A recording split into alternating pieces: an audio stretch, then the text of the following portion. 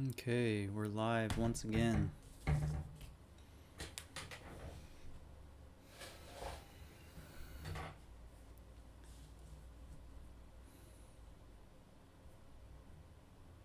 Thank you for being here. May this be a broadcast of love and of peace, a devotional space where truth may be revealed and illusions may be resolved. We're going to take a look at Choose Only Love, a book that's been guiding my awareness for the last few months. I've just been touching into it in a sort of unsystematic way, following the guidance to book 6. And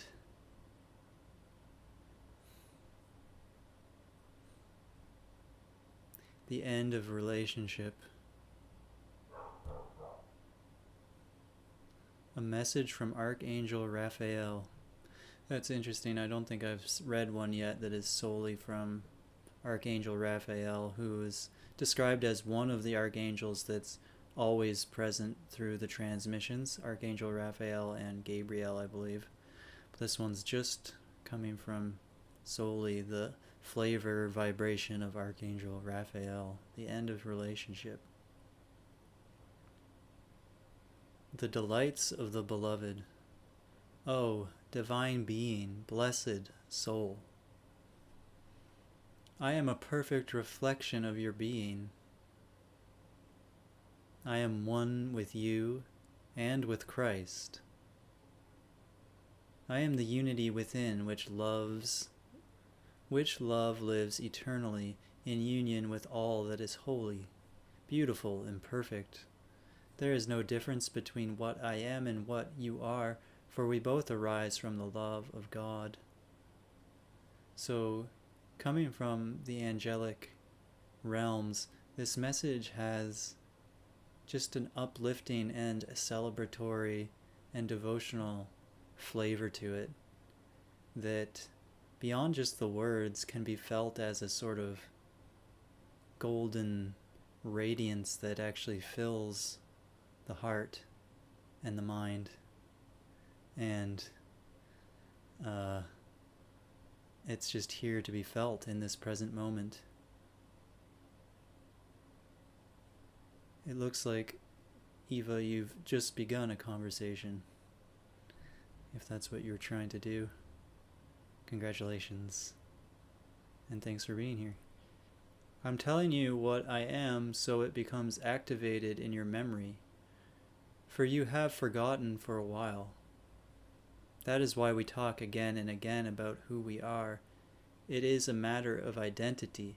I do not seek to reinforce in myself the identity that God has given me from all eternity, but I speak with your own voice, the voice that heaven has lent us, for we are one. So speaking of the identity, how we have a shared identity with the archangel speaking, for all is one. We all speak with that same oneness, the voice from God. When we remember that that's what we are, which is now. We can remember that now. Every definition that Jesus has given of himself has been so that you know who you are. The same applies to the identity revealed by your mother Mary, who is also my mother and mother of the living. Knowing who you are and choosing only love are really the same, since in the end you always choose on the basis of what you think you are. This is why your actions, which are the exteriorization of your choices, speak so eloquently about you. Those who live in the truth choose what is in harmony with truth. Those who live in illusion choose a relationship to the fantasies that the separate mind creates for itself. So when we know what we are, and specifically when we know that we are loved, then our actions begin to reflect that truth about ourselves. But when we think we are limited, lacking, and defined by fearful images, then our bodily behavior will reflect that as well, the need to defend, the need to be fearful, and those things. We will continue to delve deeper into the recognition of what this fundamental choice means and what it has actually done in you. Choosing is an effect, not a cause. Yet it creates effects, so it is the cause of what follows. You choose from the will, not the intellect. Be aware that before you choose something, you must have put your being at the service of that choice. You choose on the basis of who you are, not on the apparent options presented. So the choice is before all options, and the will here is really the same as the self that we are before any illusion of ourself. From that will we can choose to be one with our Creator, which is the truth of what we are. Really, we're just resting into the truth of ourself at that level, and then letting the reality unfold from there and express from there in a way that reflects the love that we are. But that's not really a doing, that's just a natural outflowing of the choice of our identity, what we're seeing ourselves as. Those who are love choose only love. Those who deny the truth choose fear, because that is how it is denied. Those who know they are heaven choose the kingdom because of their knowledge. Those who know they are life choose life. Those in conflict choose the conflict because they need their choices to show them what they are. So, we choose conflict, and that reflects as conflict in our life. But it's not a problem, it actually just shows us what we are choosing so that we can understand our choices. So if you want to know what you're choosing, you just look at your life and see, what does this reflect? That's what we're choosing. But it's not to be judged, like, oh, I'm choosing wrongly. No, it's just to be noticed, to be seen, and in a sense to be accepted in love again from what you are, from the beingness level, to just be seen and accepted in love. Then watch as it transforms into love, because we are the place of power actually to transform our reality is within us. The life you travel, regardless of whether you travel it in a creative dimension of space-time or in another dimension, always operates the same way. What you are creates the conditions for itself to be known. The expression of being is what life really is. Just as God's creations speak of her, your creations speak of you. You can know yourself from the relationship you have with your life, since your life is the expression of your being. Nothing is random. No one is subject to superior forces that take them where they do not want to go. The child of God is free, and their freedom is always respected. God has so arranged.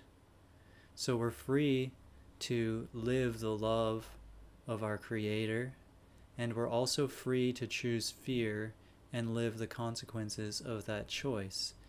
And either way, God is respecting the child of God's freedom of will, of choice, to create their experience, to create an experience that reflects the beliefs that are held in mind in order to understand ourself. This reality is a reflection of ourself to show us what we are and show us what we are choosing. Choosing is an expression of freedom, something that involves the will, a foundational part of your life experience. Of all the powers of the soul, the will always dominates because it is at the level where decisions are made. And with it, how messages are sent to the other powers. Separation is a disease of the will, a disposition towards fear or towards evil. A disposition of the ego toward perversity reflects an insane will. The willingness to lie reflects a will that is willing to live in lies, and so on. Remember that the will does not desire, but disposes. Disposes, interesting. The being that God created disposes toward love, because God has that same will. However, by its will, the mind can deny the truth and create unnatural states. It does so every time it decides to be what God is not. The mind was never intended to direct the being without divine direction. Separation is a state in which the mind seeks a supremacy that does not belong to it, not because supremacy of the mind is a sin, but because nature would prevent it as being out of harmony with God's will. In fact, if the thinking mind takes a direction out of harmony with your being, then your true will has been annulled. For to deny your being is to deny your will. The denial of being creates a state of helplessness, for all power properly resides in the will. Choice is within its scope. Put simply, the power to choose was taken from the power of the will. So speaking here about how the ego creates a sort of false choice that seems to be in opposition to the love of God. Like we could be angry, we could be helpless, we could be violent, we could be lustful, we could be ignorant of the love that we are in 1,000 different ways. And this is a sort of misuse of the will, like a ego kind of taking some power of the will to create something that is in opposition to itself. And it sounds complicated and not like it doesn't make sense, because in a sense it doesn't. It's like but it's also what we've largely and consensus reality taken ourselves to be, is something that doesn't make any sense, something apart from ourself. That's why we can experience such conflict, such turmoil, such feelings of aloneness and separation, which are not of God, they're not of the kingdom, and they're not real, which is sort of the grace of it. They're illusion, and therefore can be undone through stopping the process of choosing those things and acknowledging that we have the power of will, the power from God to choose between illusion and truth. And the choice for truth is really almost just like a stopping or a resting or a relaxing into what we already are. That's the good news. That's what's often called the gospel, is that what we already are is love, not that we need to somehow earn our way back to that. It's really just a deep relaxation into the suchness or isness of our existence. And there we find the truth of what we are. And we sing a Alleluia, or a glory be to thee, O Lord, or whatever words might express the joy of your heart as you realize the oneness with everything, yourself and the Creator, all at once. There's a great bliss and peace and joy that come with that simple realization. Part 2. The will to love. Together we are becoming aware of what thy will be done means. When you choose only love, what you did was to claim the power of your will in union with divine will. That way you remained in unity. Ultimately, union means the union of wills.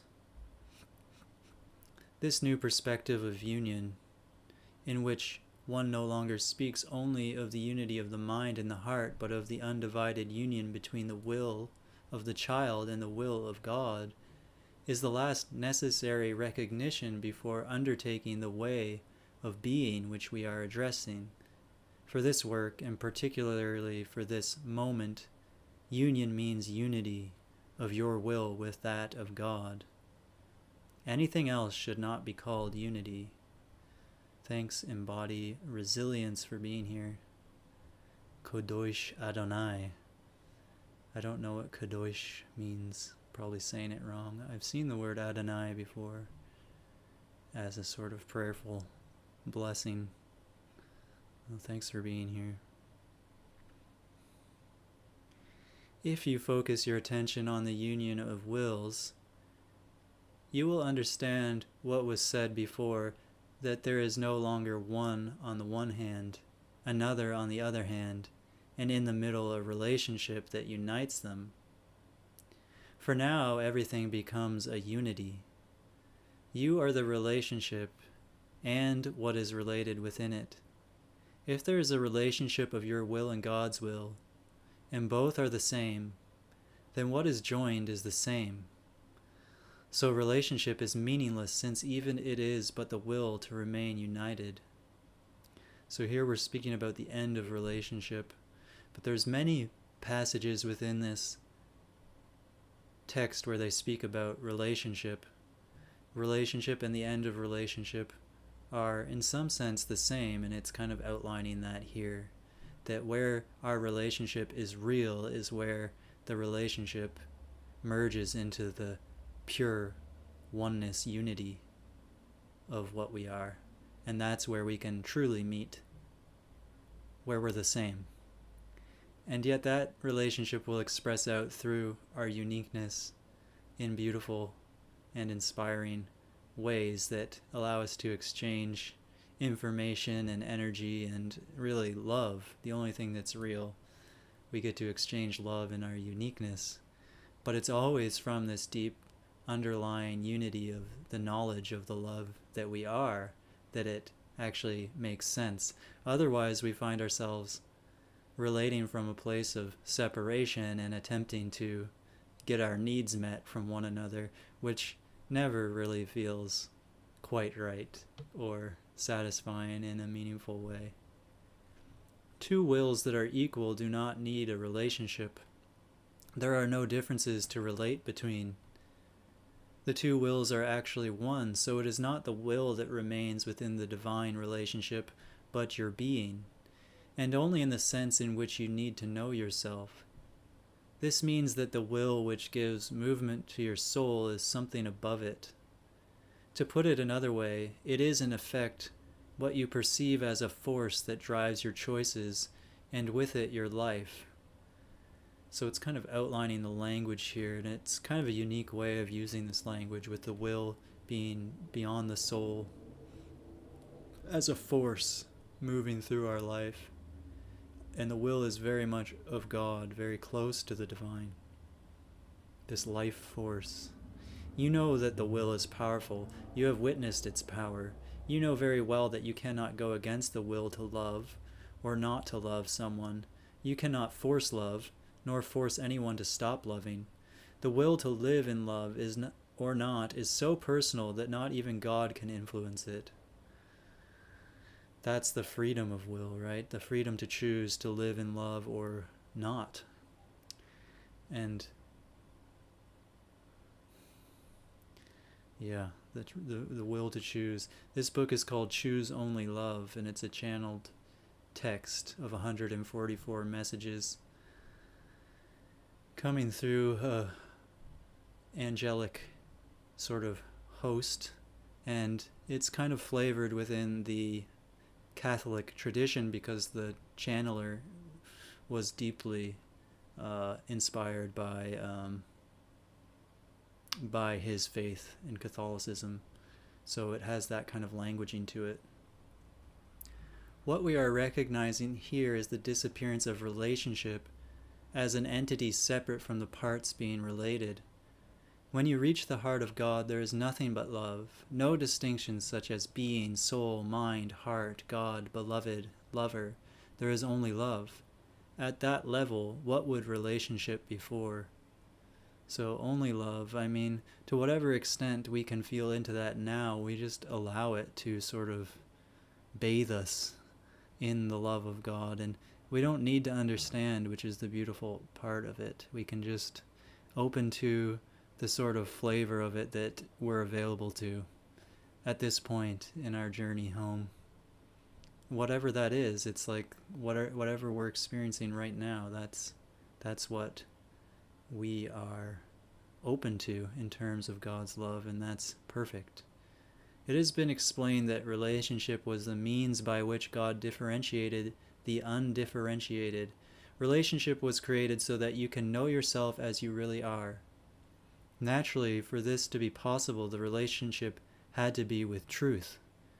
Thus, when you decided to relate to something untrue, that is, with illusion, You perceived yourself as an illusory being. This is another clear demonstration that the relationship and the related are a unit. You cannot get involved in egocentric relationships unless you believe you are an ego. In the same way, you cannot establish holy relationships unless you believe in your holiness as what you are. This is why you can only access a divine relationship when you recognize that you are God in God. That is, when you accept that you and God are one.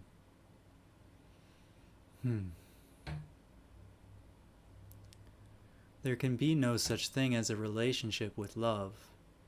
This revelation is of great importance. In fact, there can be no such thing as a relationship with God, for love is what you are. Love is everything.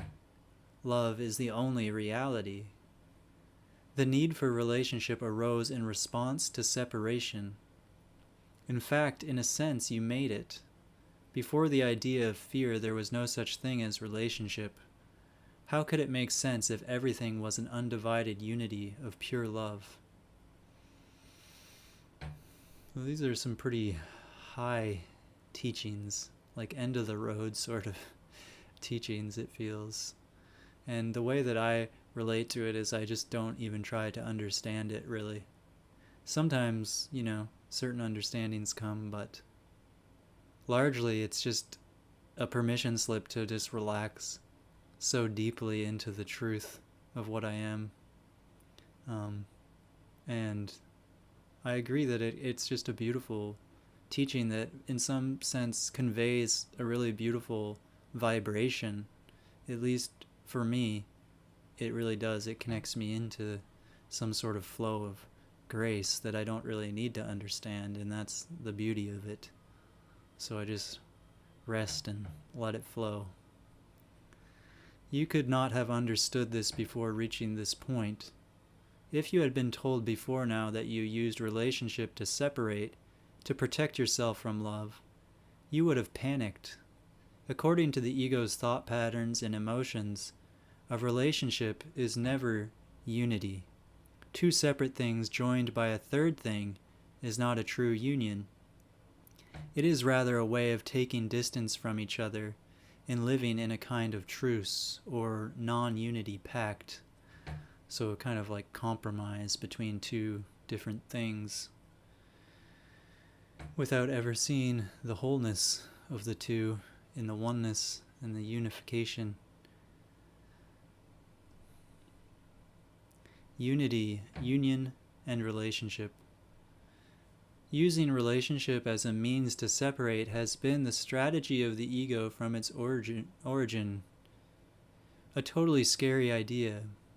As with everything that comes from ego, even this matter of relationship has been misrepresented. To some extent, from the perspective of the world, the true meaning of relationship cannot be understood because a relationship is love. In other words, you have reached the point where you can comprehend that this does not suggest that you live in a state of isolation, but that you begin to open to the idea that relationship is not what you thought it was. We call a true relationship a divine relationship, which is beyond all learning. If God creates by extension, and you are an emanation of her being, what space can be left for there to be two to relate? Brother, sister, you were never a water droplet that separated from the ocean.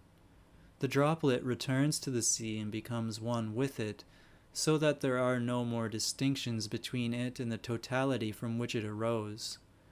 When you merge in love, there is no such thing as a me and a you to relate. Be open now to reject any idea you held about relationship. Remember that in the past, the value you gave to relationship was associated with your use of it. Just as with everything to which the ego assigned meaning, indeed, use of a relationship has been part of the fundamental error. Divine relationship cannot be used because it does not exist apart from that to which it relates. So the oneness of divine relationship has no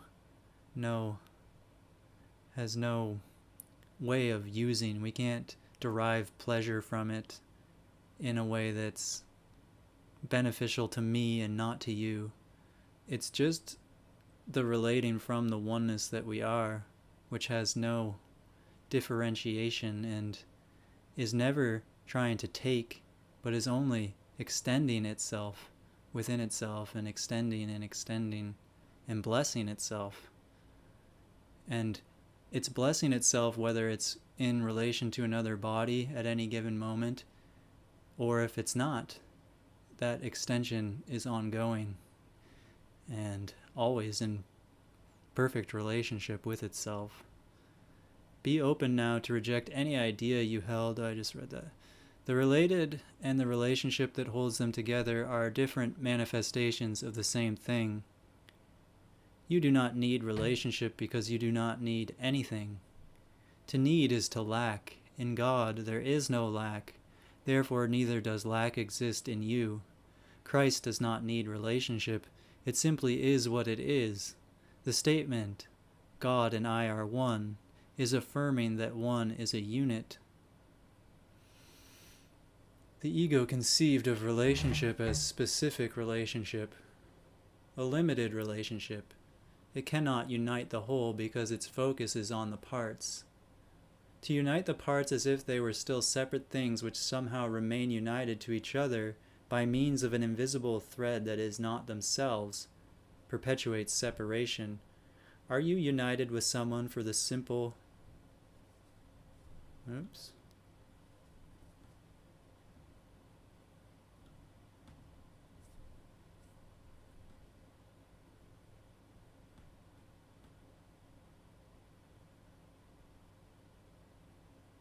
Are you united with someone for the simple fact of talking on the phone or staying connected? By means of a device with a screen, is a lion cub that is tied united with the rope to which it is attached? If that were the concept of unity according to divine truth, how could there be union with everything that is? So our union is not through cause and effect relationships of surface level behavior. It's just the fact of our beingness that is one with all and always has been. The type of union we are talking about here, divine union, has nothing to do with relationships established in the world. There is no unity in the world because there are no true relationships. What exists is an illusion of union. The parties are still seen as different. At most, it seeks to build bridges to join. But while bridges may connect, they do not unify. Oh, how much longer is this? I think that's good for now, honestly. I feel complete for the evening with that much. And I feel filled up by the divine relationship that is unchanging. And yet, the act of extending it actively in this way makes it more real and more tangible for me. And the act of having people joining and potentially listening creates a sort of exchange that does seem significant. So thank you for being here, and thank you for touching into this divine relationship of the oneness that we have never left. And have a wonderful night, and we'll see you next time. Bye bye.